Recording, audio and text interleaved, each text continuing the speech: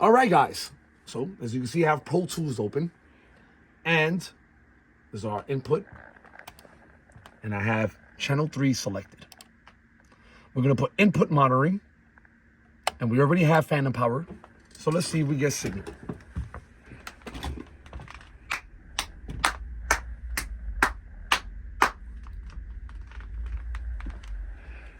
And that's how you guys get signal into Pro Tools for recording in here.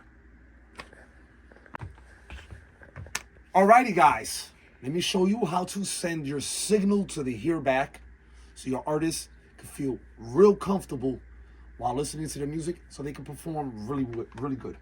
Okay? So guys, what you want to do is super simple. Got a Q sends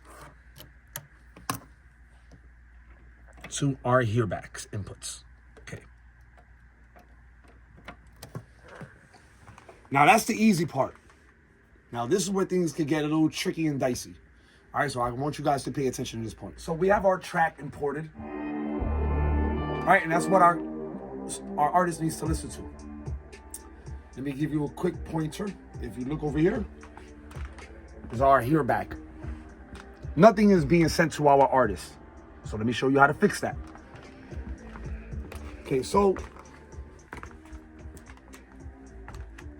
our returns are coming back on 1 and 2, right?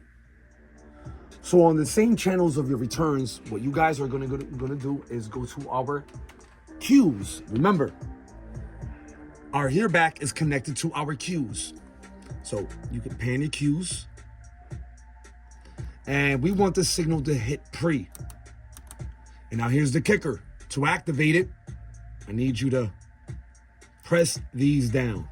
Now this signal is being sent to the Q sends master section. If we look again one more time at our hearback bus system, still not getting any signal. And this is why. Our Q aux sends master section, right? Now we have to hit these two. Hit them down.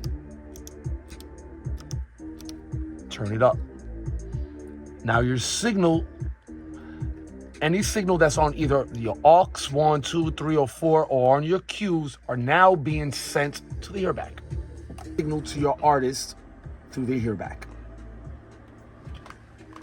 Super simple.